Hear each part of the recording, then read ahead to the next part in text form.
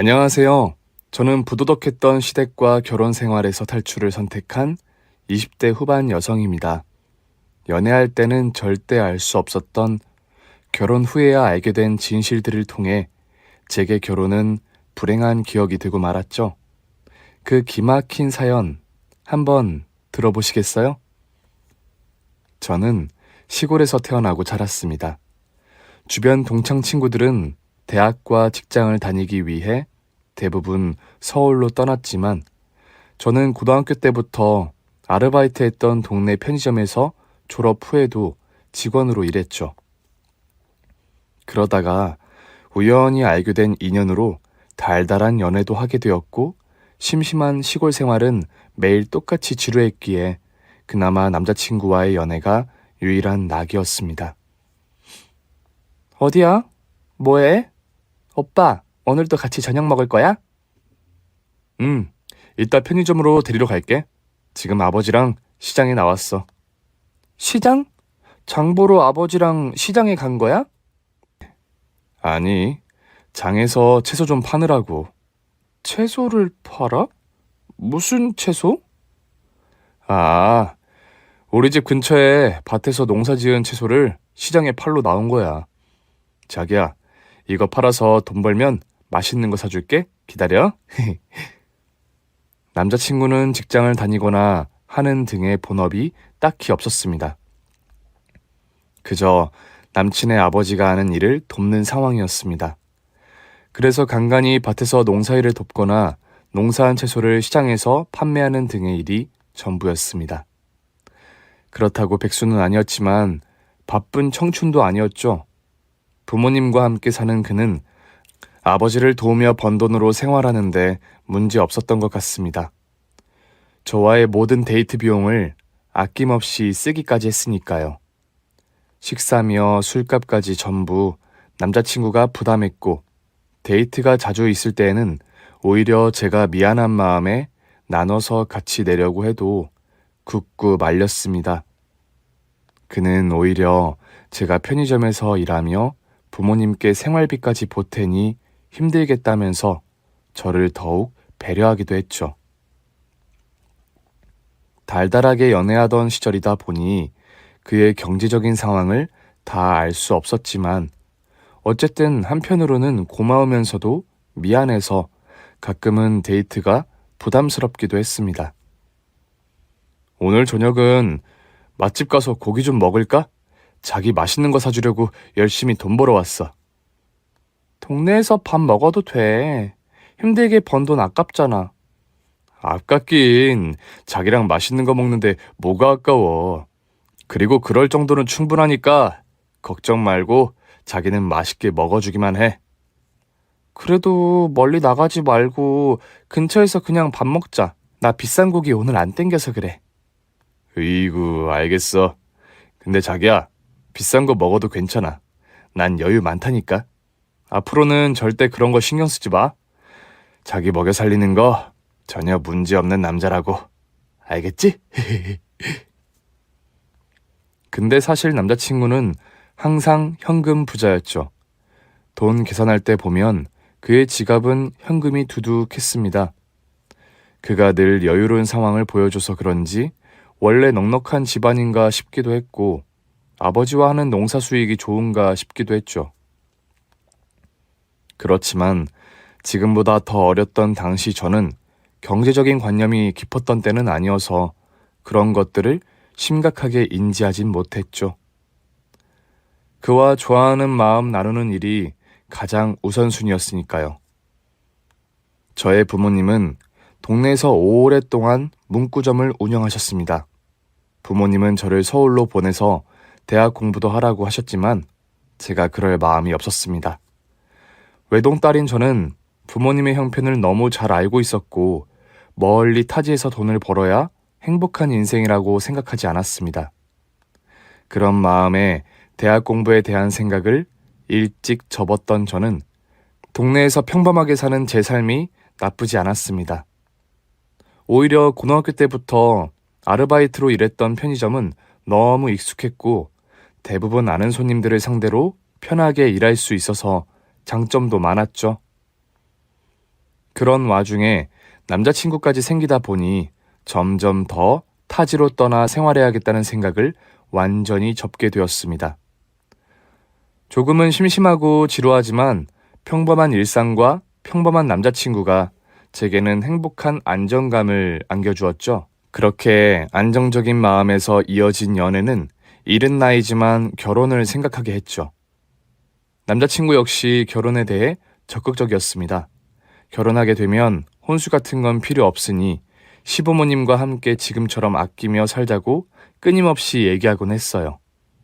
그래서 저도 저의 부모님처럼 일찍 결혼을 꿈꾸게 되었습니다. 엄마, 나 지금 만나는 남친과 결혼한다고 하면 어때? 대단한 거 하는 남자 만나야 잘 사는 건 아니야. 평범해도 널 아끼고 잘 챙겨주며 잘 살면 좋지. 그럼 엄마, 나 당장 결혼해도 괜찮겠어? 나랑 아빠도 이 시골 촌구석에서 일찍부터 결혼해서 너 낳고 잘 살아왔잖아. 당장이라도 너가 결혼할 정도로 좋아하는 사람이 생긴다면 하면 되지. 뭐 걱정이야? 정말? 하나뿐인 딸 일찍 결혼해도 안 서운하셔?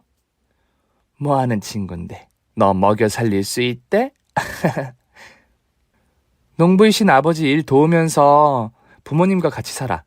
나 먹여 살리는 건 문제 없다던데? 농부? 너 먹여 살리는 거 문제 없다고 하면 얼른 데려가라고 해. 저의 부모님도 일찍 결혼해서 저를 낳으셨고 평범하게 가정을 꾸리고 살아오셨기에 큰 반대는 없으셨습니다. 어느 날 남자친구는 상견례를 앞두고 저의 부모님께 먼저 인사드린다며 찾아왔습니다. 남친은 자신의 아버지가 하시는 농사를 도우며 앞으로 농부로 성장할 포부를 저희 부모님 앞에서 꽤나 믿음직스럽게 연설하기도 했습니다. 잘 보이려고 하는 마음에 유난히 허풍스러워 보이긴 했지만 그래도 결혼을 위해 애쓰는 모습이니 이해되었죠. 이 동네 농부로 일해 오셨으면 내가 대부분 알 텐데 왜 잘 몰랐지? 아, 그게 아버지와 제가 농사 짓고 있는 밭 규모가 크지는 않고요. 사실 시작한 지도 오래되지는 않았습니다. 그리고 어머니가 식당에서 일하시면서 가정을 함께 꾸려오고 계셔서 사는 형편은 전혀 문제 없습니다. 저도 앞으로 농사일을 점점 더 확장해 보려고 하고 있습니다. 여보, 뭐 처음 만나서 꼬치꼬치 물어요. 차차 알아가면 되지. 부담 느끼겠네. 아니에요, 어머니. 괜찮습니다. 결혼하면 당연히 어떻게 살아갈지 걱정하실 부분인데요. 그리고 어머니가 아직 젊고 생활력이 강한 분이라 그 덕분에도 화목하게 잘 지내고 있습니다. 오빠 어머니가 젊으셔? 오빠 부모님도 우리 부모님처럼 일찍 결혼해서 그러신가? 아니, 실은 제 어머니는 제가 어릴 적에 돌아가셨습니다. 아버지가 몇 년 전에 좋은 분을 만나서 재혼하게 되셨고요. 그 덕분에 새롭게 가정을 꾸리게 되셨습니다. 그날 남자친구는 저도 모르던 그의 가정사를 제 부모님 앞에서 솔직하게 털어놓았습니다. 그래서인지 저의 부모님은 남자친구를 더 솔직하고 착하다며 좋게 보신 것 같았습니다. 저 역시도 그렇게 느꼈고요. 그날 남자친구가 인사를 드리고 간 이후 얼마 지나지 않아 양가 어른들이 만나는 상견례 자리를 만들게 되었습니다. 그런데 상견례하는 날 조금 놀라운 일이 있었죠. 재혼이라는 게 흔해진 요즘 시부모님의 재혼 역시 특별할 건 없다고 생각했지만 특이한 점이라고 한다면 시어머니가 외국인이셨다는 점이었습니다. 저와 저의 부모님은 남자친구에게 미리 얘기 들은 상황이 아니어서 처음 만나 뵙고 조금은 당황했었죠. 하지만 서툴게나마 한국말을 하시는 시모에게 우리도 금방 적응하기 시작했습니다. 그리고 남친의 말대로 시모는 무척 젊어 보였습니다. 저와 16살 정도의 나이 차이라는 것도 알게 되었고 오히려 그런 점이 더 좋을 수도 있겠다고 생각되었습니다. 한국말이 서툴다 보니 시집살이에 대한 걱정이 사라지기도 했고요. 어쨌든 그래도 시아버지의 아내니까 시어머니 대접은 제대로 해드려야겠다고 마음먹게 되었습니다. 어, 어머니, 잘 부탁드립니다. 네, 뭐 필요해요? 어머니, 뭐 필요한 게 아니라 잘 부탁드린다고 며느리가 어머님께 하는 인사예요. 상견례 자리에서 시모가 잘 못 알아들을 때마다 시부와 남자친구는 반복해서 설명해주며 통역을 자처했습니다. 과하게 친절할 정도라 정신이 없었죠. 그리고 혹시 저의 부모님께 신뢰가 될까봐 걱정되었는지 시모에게 쉴 새 없이 반복하며 통역 설명을 해나가고 있었습니다. 모두 시어머니의 말이나 행동에 무척 신경 쓰듯 보였습니다. 그저 예의에 어긋날까봐 걱정되어 그러려니 생각하고 말았죠. 시모는 별다른 표정 없이 시부와 남자친구의 말을 잘 경청하며 잘 따라주시는 듯 보였습니다. 그렇게 상견례도 문제없이 잘 마무리되었고 시댁에서 함께 살기로 한 우리 부부는 이후부터 소박하게 결혼 준비를 시작했습니다. 그리고 저는 새로운 가족들과 함께 결혼 생활을 하게 되었습니다. 결혼하고 나서도 저의 생활은 결혼 전과 크게 다르지 않았습니다.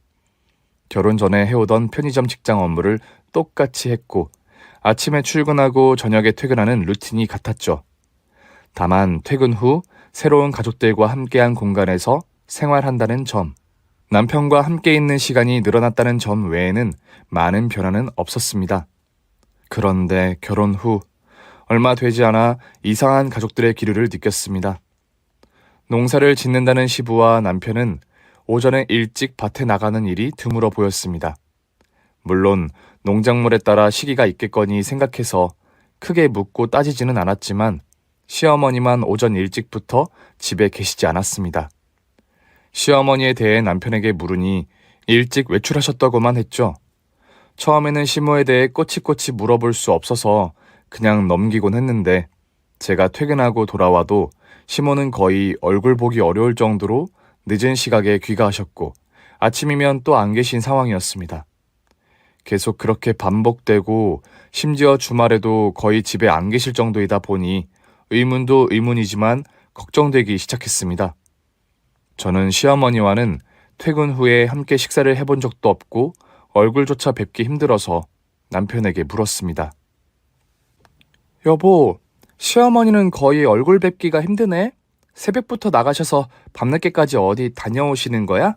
식당 일 말고도 또 일이 많으신 건가? 아버지 하는 일도 돕고 식당 일도 하시고 외출도 하시고 그러시는 거지.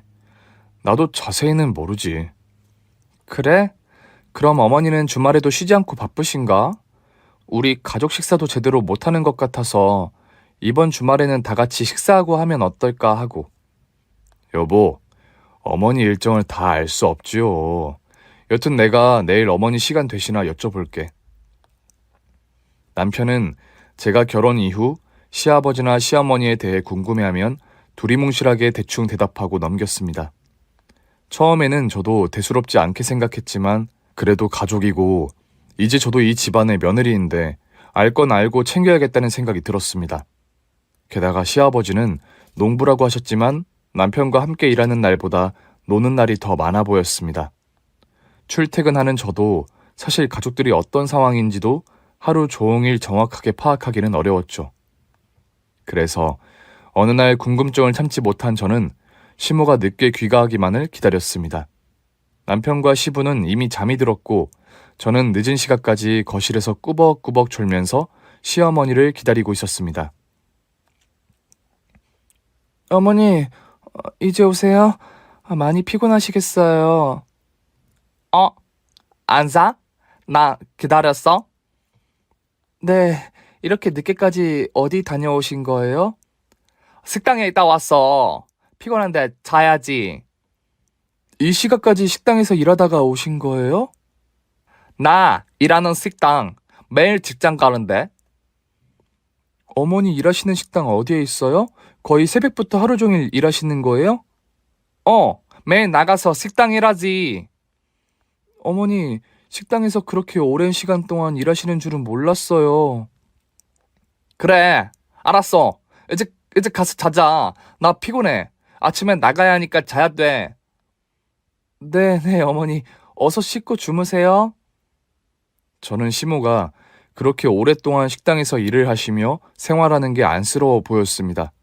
한국말이 서투시다 보니 더욱 그렇게 느껴진 것 같기도 했고요. 시모가 무척 피곤해 보여서 저도 더 이상 여쭤보기 어려웠죠. 그래서 다음날 남편에게 시어머니 걱정을 하며 묻게 되었습니다. 여보, 어머니가 식당에서 새벽부터 일하고 계신 거 알고 있었어? 새벽부터? 뭐 시간까지는 잘 몰라. 어머니 아는 분이 하는 식당 일 도와주시는 거야.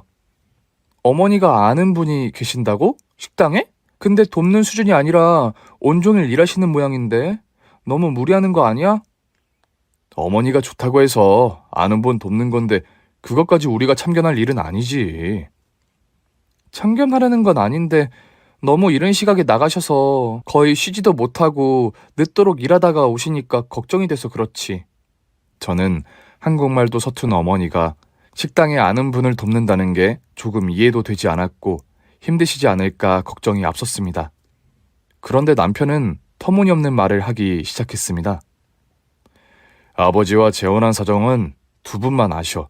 그리고 나도 새어머니에 대해 아는 바가 많이 없어서 잘 몰라. 새어머니 본인이 좋다고 식당 일을 하러 나가신 거고 그렇게 몇 푼이라도 벌어서 살림을 보태겠다고 하신 건데 왜 당신이 그렇게 난리야? 당신이 걱정해도 소용없다니까.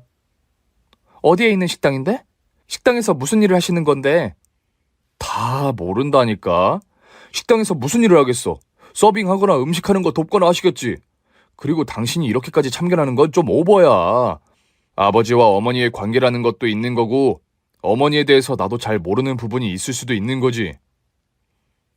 남편은 냉정한 말투로 시어머니에 대한 답변을 일방적으로 끝내버리고 방으로 들어가 버렸습니다. 그 순간 뭔가 이상하다고 생각되었습니다. 아무래도 무슨 사연이 있겠거니 의심이 들었죠. 그저 시모를 걱정하는 마음에 시작된 의문점이었지만 남편의 반응이 시큰둥해서 혼자라도 확인해 보기로 마음먹게 되었죠. 그래서 그날부터 시어머니를 만나 뵙기 위해 어머니가 돌아오실 시간까지 계속 기다렸습니다. 역시 늦은 시각에 귀가하신 어머니는 이번에도 저를 보고 놀라셨습니다. 어머니, 이제 오시는 거예요? 정말 많이 피곤하시겠어요. 왜 안 자? 피곤하지. 나 기다렸어? 네, 어머니. 걱정돼서 기다렸어요. 그런데 어머니, 일하시는 식당이 어디에 있어요? 그리고 어머니 식당에서 무슨 일 하세요? 식당, 어디? 내가 가는 길 알고 있어. 식당에서 일해. 설거지도 하고, 쓰레기도 버리고 일하지, 일해. 혹시 식당에 아는 분이 계세요? 어머니가 아는 분이 하는 식당이에요? 무슨 말인지 몰라. 아는 분이는 무슨 말이지? 아는 분 계셔? 서툰 한국말로 대답하시는 시모가 답답해서 저는 다음날 아침 시모가 출근할 때 따라가겠다고 했습니다. 그러자 시어머니는 알아들으신 건지 끄덕거리기만 하셨습니다. 다음날 새벽부터 저는 남편과 시부 모르게 시어머니를 따라 나섰습니다. 그런데 어머니는 그 새벽에 바로 식당으로 향하는 게 아니었습니다. 식당이 아닌 밭으로 가시더니 늘 해온 익숙한 솜씨로 일을 시작하셨어요. 그제야 시모가 늘 아침보다 더 이른 시각부터 안 계셨는지 알게 되었습니다. 식당 일을 하러 가기 전에 시아버지가 해야 하는 밭일을 어머니가 하고 계셨던 겁니다. 그렇게 가꾼 밭을 시부는 가끔 들여다보는 정도였고 수확할 때 거들어서 내다 팔기만 하셨던 거죠. 식당을 가시기도 전에 밭에서 한바탕 노동을 하시고 또 식당에 가서 노동을 하셨던 거죠. 순간 제가 하는 일이 너무 쉽게 느껴졌습니다. 그런데 남편이 모른다는 게 그리고 시부가 모른 척 해왔다는 게 이해되지 않았습니다. 식당도 따라가 보니 시모가 아닌 시아버지와 식당 측이 아는 관계셨고 시모를 그 식당에 소개시켜서 식당 일을 하게 만든 상황이었습니다. 저는 몰랐던 상황들에 놀라 남편에게 당장에 전화해서 따져 묻고 싶었지만 복잡한 마음과 생각을 정리하고 퇴근 후 남편을 만났죠. 나랑 얘기 좀 해. 또 무슨 얘긴데? 왜 어머님이 아버지가 소개해준 식당에서 일하고 계시는데 모른다고 한 거야? 어머니가 하고 싶다고 하신 거 아니잖아. 그리고 새벽부터 밭에 나가서 일하시던데 아버님이랑 당신도 알고 있었던 거 아니야? 또 그 얘기야? 매번 이미 말했잖아. 어머니가 하겠다고 해서 하시는 거라고. 그리고 아직 젊으셔서 일해서 돈 벌어 오시는데 뭐가 문제야? 아니 그럼 왜 밭일까지 어머니 혼자서 다 하시는 건데? 당신도 아버지도 매일 밭에 나가시지도 않잖아. 어머니 혼자 하시는 게 아니잖아. 아버지도 나도 돕고 있어. 당신이 우리가 하루 종일 뭐 하는지 알고 하는 말이야? 그리고 가족이니까 같이 할 수도 있는 거지. 각자 잘하는 걸 분담해서 하는 건데 왜 그래? 대체 뭐가 문제인데? 결국 시어머니가 집안 생계를 모두 책임지고 계신다는 거잖아. 한국어도 서툴러서 힘들어 하시는 분인데 자기나 아버님은 거의 놀다시피 계시고 어머님만 밭일에 식당 일까지 나가서 돈을 벌어 오신다는 게 이해가 안 돼서 그래. 난 지금 당신이 오버라고 생각하는데. 말 함부로 하지 마. 아버지와 내가 논다고? 처음에 새어머니는 그저 우리 집 식모나 다름없었어. 그런 걸 아버지와 결혼하게 되면서 어머니로 모시기까지 한 거라고. 그러면 당연히 해오던 일이나 집안일까지 쭉 해야 하는 거지. 당신이 모르는 집안 사정이라는 게 있는 거야. 알지도 못하면서 따지지 마. 식모? 어머니한테 식모라니 그게 무슨 소리야? 알 거 없어. 다 집안마다 사정이라는 게 있다고 몇 번을 말해야 알아듣는 거야. 그리고 아버지와 어머니 관계라 나도 잘 모른다고 지난번에도 얘기했잖아. 더 이상 이런 얘기로 당신과 싸우고 싶지 않으니까 그만 좀 해. 여태까지 아무런 문제 없이 잘 살아왔는데 당신이 왜 아버지와 어머니 사이에 참견하고 문제를 만들려고 그래? 남편의 태도가 도무지 이해되지 않았습니다. 제가 남편을 의아하고 이상하다는 눈빛으로 쳐다보자 남편은 차가운 표정으로 아무런 말도 없이 자리를 피했습니다. 답답한 마음에 더 얘기를 나누려고 해도 그 얘기만 나오면 점점 더 남편은 예민하게 싸우려고 해서 저도 일단 넘기게 되었죠. 그리고 어느덧 명절날이었습니다. 모처럼 일을 쉬게 된 저와 시모는 함께 집안일을 하면서 명절 음식을 만들려고 준비하고 있었습니다. 그런데 시아버지가 부엌에 있던 저를 부르시더군요. 아가, 이리 좀 와봐라. 어서, 이리 와서 이것 좀 봐. 네, 아버님, 부르셨어요? 우리 아들 어릴 적 사진첩이야. 내가 가지고 있던 거라 너는 이거 못 봤을 거다. 이것 좀 보려무나. 한창 귀여울 때 사진들이야. 네, 아버님. 그런데 죄송하지만 어머니와 명절 음식 좀 만들고 나서 이따 같이 봐도 될까요? 그럴 거 없어. 앉아서 너는 좀 쉬거라. 너희 시엄마가 손이 야무져서 음식도 이제 잘하고 일을 참 야무지게 잘해. 이젠 완전 한국인이 다 됐으니까 걱정하지 말고 여기 앉아서 나랑 이것 좀 보자니까. 신이 나서 사진첩을 제게 안겨주시는 시아버지의 청을 거절할 수 없었습니다. 어쩔 수 없이 음식 준비를 거들다 말고 시부 앞에 앉아 남편의 어릴 적 사진들을 보며 시아버지와 이야기를 나누게 되었죠. 시어머니는 그동안 혼자 늘 해왔던 것처럼 알아서 음식들을 만들고 계셨습니다. 저는 시부의 강압적인 무언의 압박 때문에 눈치가 보여서 쉽게 자리를 피하지 못했습니다. 그리고 어느새 시모 혼자 음식을 다 만들어 주셨습니다. 식사 준비가 완성되어 식탁의 요리들을 세팅하기 시작했습니다. 그런데 세팅마저도 제가 거들려고 하면 시부는 손 하나 까딱 못하게 큰 소리로 시모를 계속 부르며 정말 식모를 부리듯이 하곤 했습니다. 식탁에 마련된 음식들의 비주얼은 꽤나 그럴싸했습니다. 사진을 찍어서 어디 올려도 될 정도로 손색이 없어 보였죠. 그런데 맛을 보기 시작하니 비주얼과는 다르게 조금 싱겁고 간이 안 맞았습니다. 시부는 갑자기 입에 넣은 음식을 뱉어버리고는 손가락을 내던지듯이 내려놓으시더니 화를 내기 시작하셨죠. 그렇게까지 할 정도로 맛이 형편없던 것도 아니고 설령 그런다고 해도 시부의 행동은 너무나 말이 안 되었죠. 저는 그런 시부의 모습을 처음 보는 상황이라 어찌할 바를 몰랐고 실망스러웠습니다. 야, 음식 하루 이틀 만들어? 조금 전까지 내가 며느리한테 칭찬까지 했더니만 맛이 대체 왜 있다유야? 이걸 우리 보고 지금 먹으라는 거야? 갖다 버리라는 거야? 국도 다시 간에서 끓여와. 잘 만들더니 일부러 명절날 음식 맛이 왜 이래? 식당 가서 음식하는 거 안 배웠어?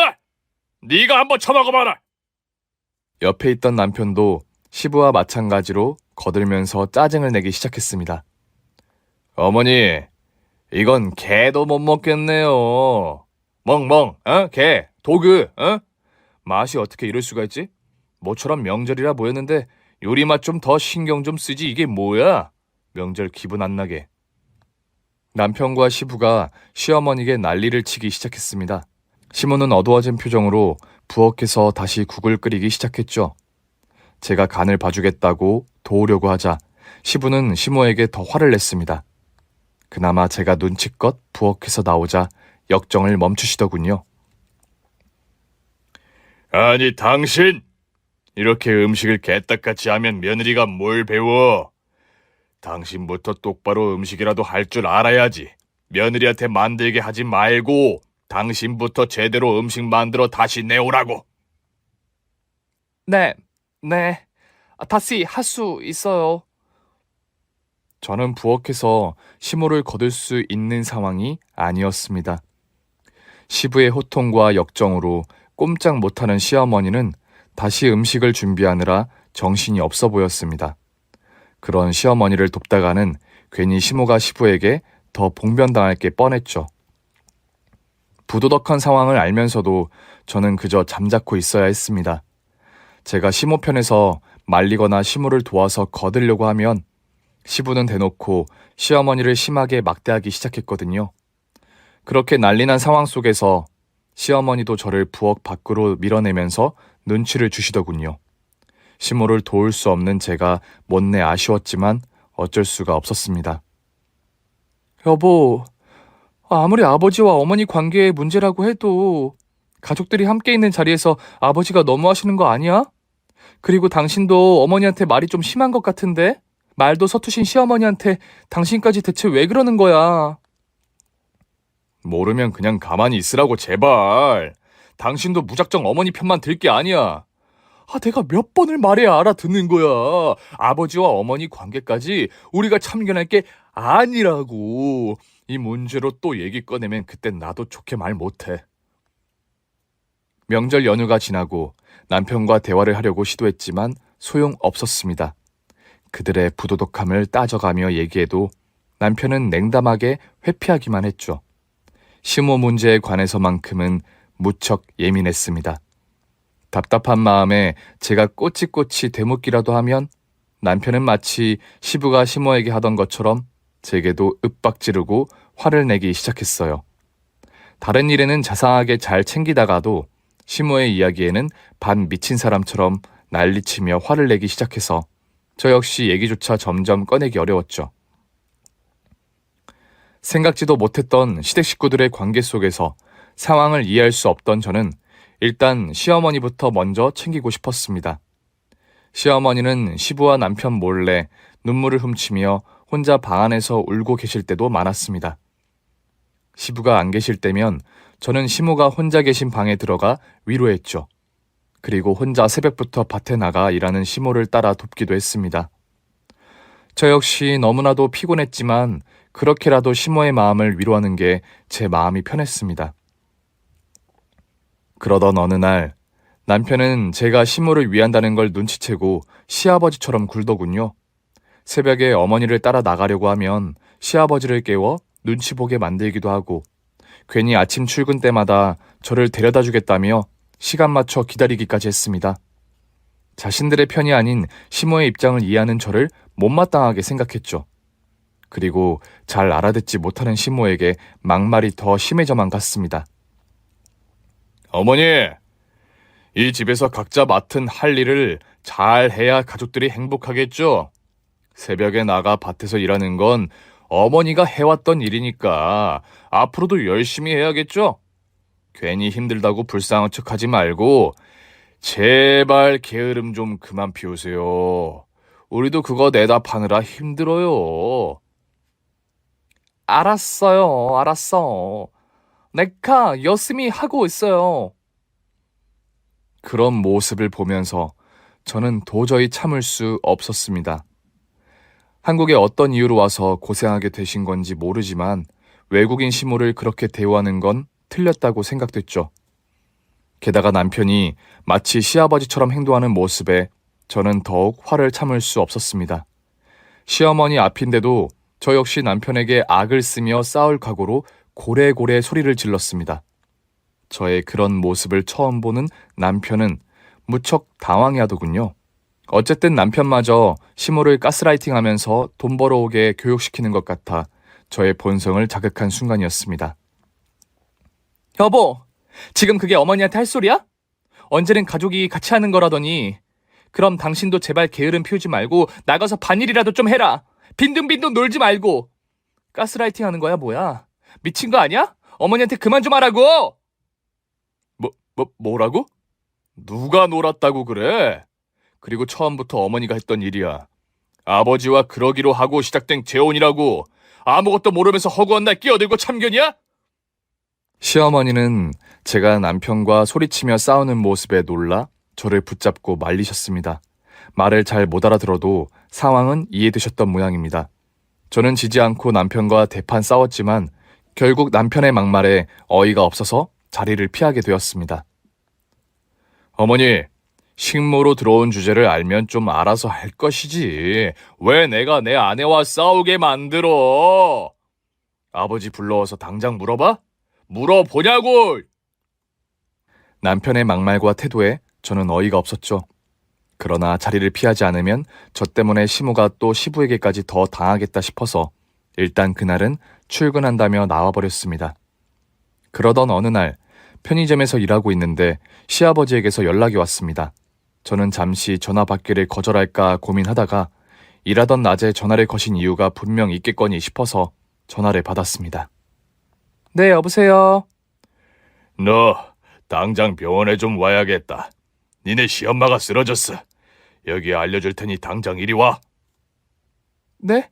어머니가 쓰러지셨다고요? 자세한 건 병원 와서 확인해. 아무튼 지금 좀 오거라.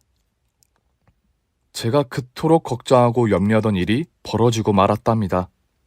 시어머니의 피로함으로 인해 건강이 늘 걱정되었는데 쓰러지셨다니 너무 놀라고 말았습니다. 병원에 도착해서 시어머니가 계신 병실에 들어서자 누워있는 시모가 보였습니다. 시어머니는 일하던 도중에 알 수 없는 원인으로 쓰러져서 병원에 실려온 상태였습니다. 눈을 감고 누워있는 안색이 보기에도 안 좋아 보였습니다. 의사는 가족들을 불러 시모의 상태 결과를 말해주었습니다. 그런데 앞으로 반신불수로 살 수도 있을 정도로 문제가 많다는 청천벽력과도 같은 진단 결과였죠. 그 소리를 들은 시부와 남편의 표정은 그다지 놀랍지도 않았습니다. 그저 밭일과 식당일만 못 나가서 벌이를 어쩌나를 걱정하고 있는 듯 보였습니다. 저는 점점 더 그런 그들이 이해되지 않았죠. 그리고 저는 어머니가 의식을 차릴 동안 그들과 말 섞기 싫어 아무 말 없이 기다리고 있었습니다. 시간이 흐르고 시어머니는 의식을 차리게 되었습니다.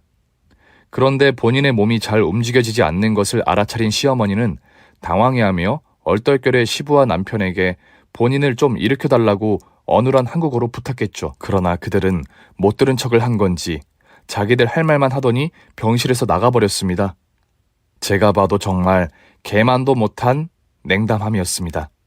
아픈 사람의 손을 잡아주고 일으켜주는 게 힘든 일도 아닌데 저렇게까지 할 일인가 싶었죠. 결국 그 자리에는 저만 혼자 남게 되었고 안 되겠다 싶어 그날부터 저는 시어머니를 정성껏 돌보고 간호하기 시작했습니다.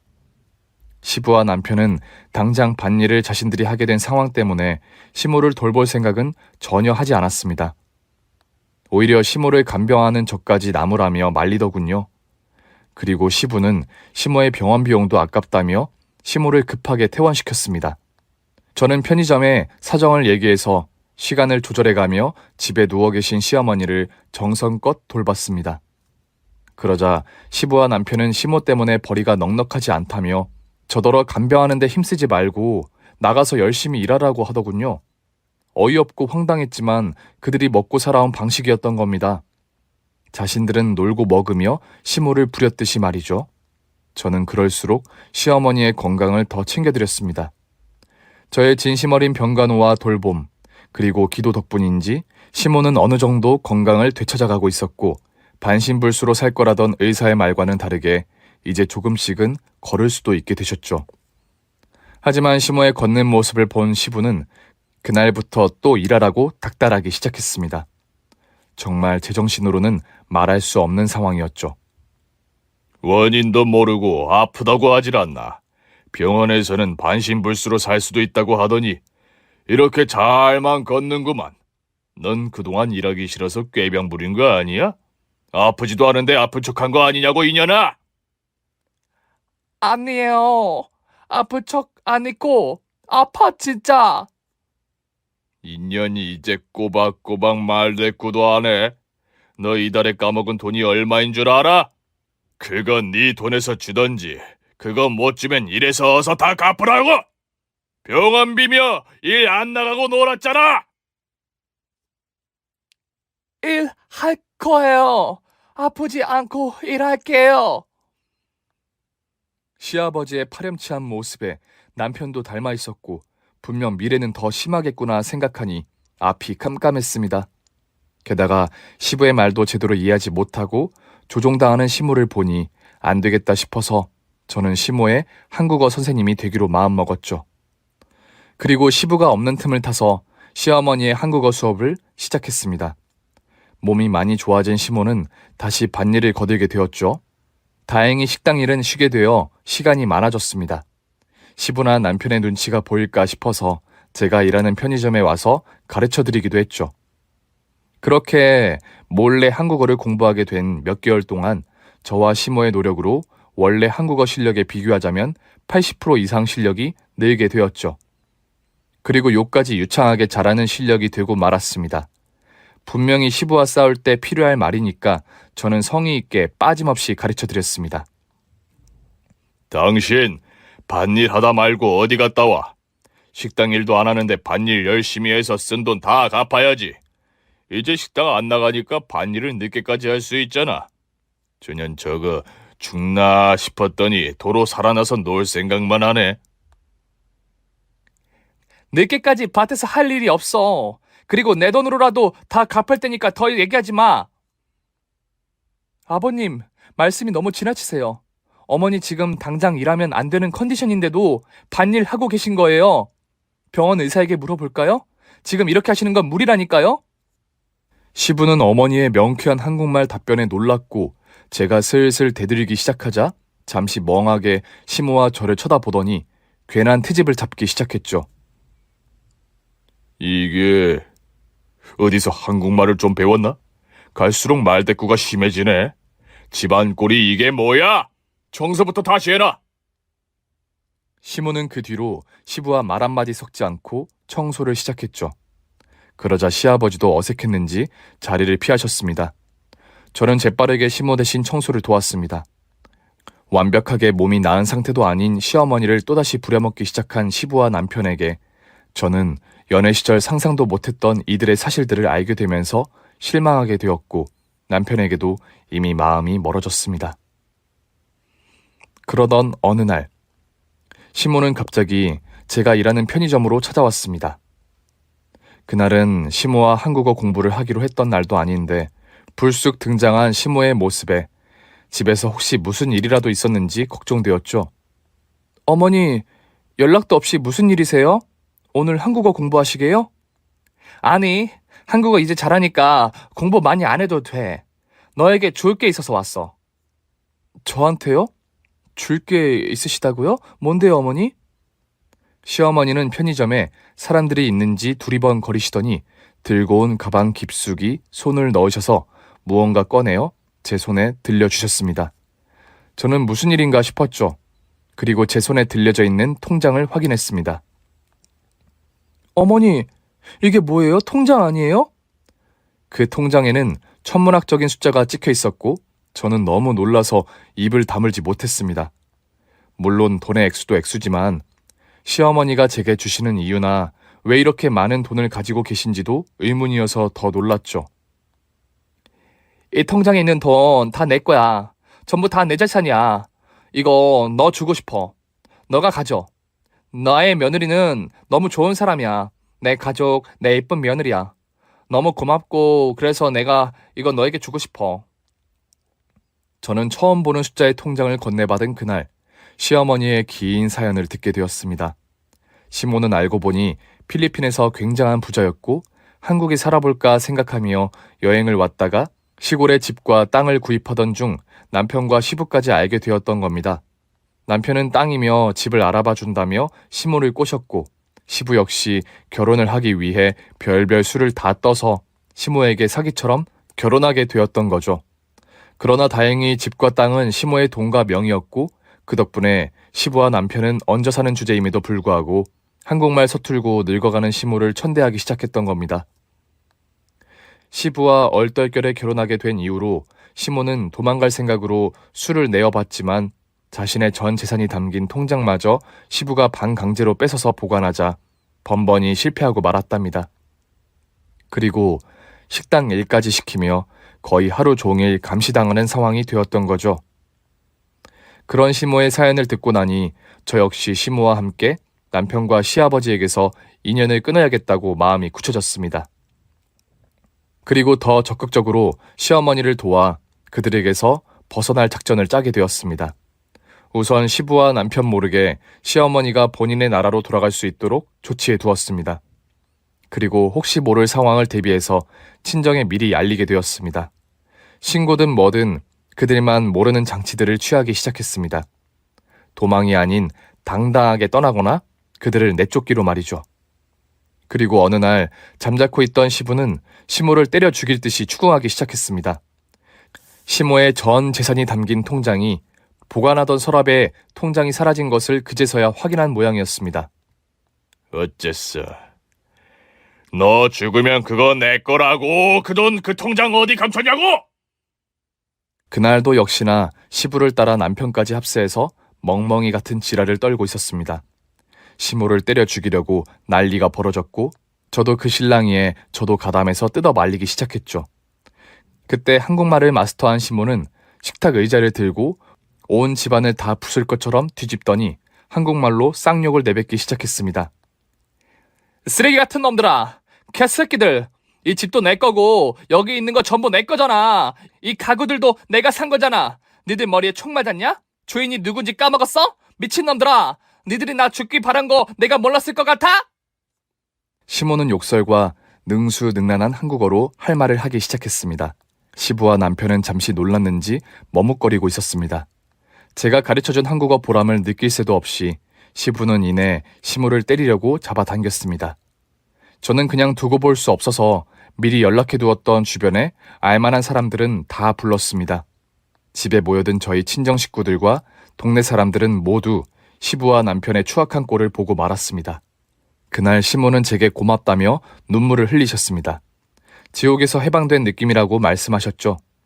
어쩌면 남편과의 인연이 아니라 시모와의 인연이 되려고 그 집에 시집을 갔는지도 모르겠습니다. 어쨌든 시부와 남편은 한 푼도 챙기지 못하고 쫓겨나는 상황에 놓였습니다. 이후 저도 남편과 이혼하고 손절하게 되었습니다. 시부와 남편을 내쫓고 시모와 그 집에서 정리를 시작했습니다. 집과 농사를 짓던 땅도 팔아버렸죠. 그들이 다시 찾아와 기생충처럼 굴까봐 시모와 저는 그들과의 흔적은 모두 치우기로 했습니다. 그리고 시급한 시모의 건강 회복을 위해 함께 노력했습니다. 좋은 재활시설도 알아봐드리고 시모가 주신 재산에서 제가 독립할 집도 구입하게 되었습니다.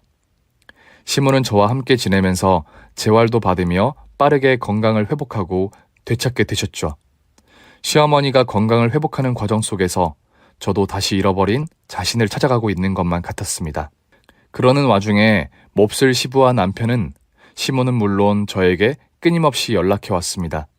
제가 일하던 편의점에 찾아와 싹싹 빌기도 했지만 그들은 절대 용서의 대상이 아니어서 저와 시모에게 접근할 수 없게 신고해버렸습니다.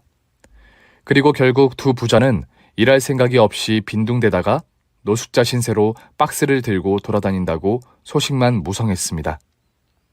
거지꼴이 된 그들의 소식에 저는 놀랍지도 않았습니다. 근성이 그들 스스로 거지를 자초한 셈이었고 벌 받을만 했으니까요. 저는 건강을 회복한 시모아도 아쉽지만 작별하게 되었습니다. 시어머니는 제가 알아봐드린 대로 무사하게 본인의 나라로 돌아가게 되셨고 저와 절친처럼 자주 연락하는 사이가 되었습니다. 저는 편의점 일을 그만두고 시어머니가 주신 재산의 일부로 저의 부모님이 운영하시던 문구점을 유동인구가 많은 곳으로 확장 이전해서 함께 운영해 가고 있습니다. 너무 어린 나이에 연애만으로 믿었던 남자친구와 결혼하면서 모든 게 저의 신중하지 못했던 오판이었겠지만 어쨌든 시모를 만나는 인연이 생길 걸 보면 다 이유가 있겠거니 이제는 좋은 마음으로 잊어가고 있습니다. 부도덕한 행동으로 악을 행하면 분명히 행한 자도 당하는 게 당연한 이치인데 우리는 때로 바쁘게 살아가다 보니 기본적인 마음을 잊고 사는 게 아닌가 싶습니다. 저도 결혼해서 그런 부도덕함에서 탈출까지 하게 되면서 정말 느낀 점이 많았습니다. 살면서 변하지 않도록 매번 되새기려고 합니다. 시어머니가 주신 재산과는 상관없이 제가 행복하다고 느끼는 좋은 일들을 열심히 하면서 부지런히 원래 나대로 독립적인 여성이 되려고요. 전처럼 소소한 것에 감사하면서 노력하며 살아가려고 합니다.